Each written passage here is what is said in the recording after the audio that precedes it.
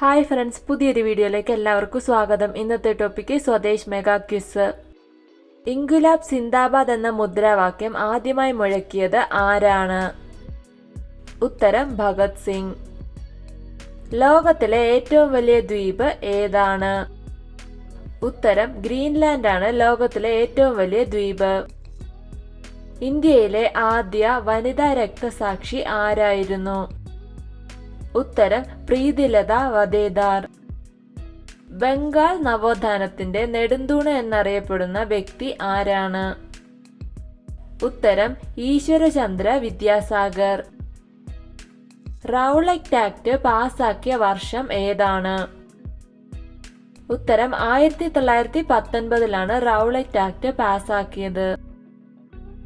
Simon go back എന്ന മുദ്രാവാക്യത്തിന്റെ ഉപജ്ഞാതാവ് ആരാണ്? ഉത്തരം യൂസഫ് അലി മെഹ്റലിയാണ് സൈമൺ ഗോബാക്ക് എന്ന മുദ്രാവാക്യത്തിന്റെ ഉപജ്ഞാതാവ്. ഇന്ത്യൻ ധനതത്വശാസ്ത്രത്തിന്റെ പിതാവ് എന്നറിയപ്പെടുന്നത് ആരാണ്? ഉത്തരം ദാദാഭായ് നവറോജി. ഇന്ത്യയുടെ ദേശീയ ഗാനമായ ജനഗണമനയുടെ ഈണം ചിട്ടപ്പെടുത്തിയത് ആരാണ്? ഉത്തരം റാം സിംഗ് താക്കൂരിയാണ് ജനഗണമനയുടെ ഈണം ചിട്ടപ്പെടുത്തിയത്. ഏത് വ്യക്തിയുടെ ക്ഷണപ്രകാരമാണ് ഗാന്ധിജി ചമ്പാരൻ സത്യാഗ്രഹത്തിന് എത്തിയത്? ഉത്തരം രാജ്കുമാർ ശുക്ല. കിഴക്കിന്റെ വെനീസ് എന്നറിയപ്പെടുന്നത് ഏത് സ്ഥലമാണ്? ഉത്തരം ആലപ്പുഴയാണ് കിഴക്കിന്റെ വെനീസ് എന്ന് അറിയപ്പെടുന്നത്. കാപ്യ എന്ന് പോർച്ചുഗീസുകാർ വിളിച്ചിരുന്നത് കേരളത്തിലെ ഏത് സ്ഥലമാണ്? ഉത്തരം കാപ്പാടിനെയാണ് കാപ്യ എന്ന് പോർച്ചുഗീസുകാർ വിളിച്ചിരുന്നത്. സപ്തഭാഷ സംഗമഭൂമി എന്നറിയപ്പെടുന്നത്? ഉത്തരം കാസർഗോഡാണ് സപ്തഭാഷ സംഗമഭൂമി എന്നറിയപ്പെടുന്നത്. ഇന്ത്യയുടെ ദേശീയ നൃത്തരൂപം ഏതാണ്? ഉത്തരം ഭരതനാട്യമാണ് ഇന്ത്യയുടെ ദേശീയ നൃത്തരൂപം. പയ്യോളി എക്സ്പ്രസ് എന്നറിയപ്പെടുന്ന കായിക താരം ആരാണ്? ഉത്തരം PT ഉഷയാണ് പയ്യോളി എക്സ്പ്രസ് എന്നറിയപ്പെടുന്ന കായിക താരം. ഗാന്ധിജിയുടെ നേതൃത്വത്തിൽ ഉപ്പ് സത്യാഗ്രഹം നടന്ന വർഷം ഏതാണ്? ഉത്തരം 1930 ഉപ്പ് സത്യാഗ്രഹം നടന്നത്. ഇന്ത്യയുടെ ദേശീയ പൈതൃക ജീവി ഏതാണ്? ഉത്തരം ആനയാണ് ഇന്ത്യയുടെ ദേശീയ പൈതൃക ജീവി. വിട എന്ന കൃതിയുടെ രചയിതാവ് ആരാണ്? ഉത്തരം വൈലോപ്പിള്ളി ശ്രീധരമേനോനാണ് വിട എന്ന കൃതിയുടെ രചയിതാവ്. സ്വതന്ത്ര ഇന്ത്യയിലെ ആദ്യ നിയമമന്ത്രി ആരായിരുന്നു? ഉത്തരം BR അംബേദ്കർ. ഇന്ത്യയുടെ ദേശീയ നദി ഏതാണ്? ഉത്തരം ഗംഗയാണ് ഇന്ത്യയുടെ ദേശീയ നദി. കേരളത്തിലെ ആദ്യ ധനകാര്യമന്ത്രി ആരായിരുന്നു? ഉത്തരം C അച്യുതമേനോനായിരുന്നു കേരളത്തിലെ ആദ്യ ധനകാര്യമന്ത്രി. യുനെസ്കോ അംഗീകാരം ലഭിച്ച കേരളീയ കലാരൂപങ്ങൾ ഏതൊക്കെയാണ്? ഉത്തരം കഥകളിയും കൂടിയാട്ടവുമാണ് യുനെസ്കോ അംഗീകാരം ലഭിച്ച കേരളീയ കലാരൂപങ്ങൾ. സ്വരാജ്യം എന്ന ആവശ്യം ആദ്യമായി മുന്നോട്ട് വെച്ച ആദ്യ ഇന്ത്യൻ ദേശീയ നേതാവ് ആരാണ്? ഉത്തരം ബാലഗംഗാധര തിലക്. കേരളത്തിലെ ഏറ്റവും വലിയ റെയിൽവേ സ്റ്റേഷൻ ഏതാണ്? ഉത്തരം ഷൊർണൂരാണ് കേരളത്തിലെ ഏറ്റവും വലിയ റെയിൽവേ സ്റ്റേഷൻ. സാമൂതിരിയുടെ നാവികപ്പടയ്ക്ക് നേതൃത്വം നൽകിയത് ആരാണ്? ഉത്തരം കുഞ്ഞാലിമരയ്ക്കാറാണ് സാമൂതിരിയുടെ നാവികപ്പടയ്ക്ക് നേതൃത്വം നൽകിയത്. ഭഗത് സിംഗിനെ ബ്രിട്ടീഷ് ഭരണകൂടം തൂക്കിലേറ്റിയത് എന്നാണ്? ഉത്തരം 1931 മാർച്ച് 23 ഭഗത് സിംഗിനെ തൂക്കിലേറ്റിയത്. വിപ്ലവകാരികളുടെ സമുന്നത നേതാവ് എന്ന് വിശേഷിപ്പിക്കപ്പെട്ടത് ആരെയാണ്? ഉത്തരം റാണി ലക്ഷ്മിബായി. കേരള നവോത്ഥാനത്തിന്റെ പിതാവ് ആരാണ്?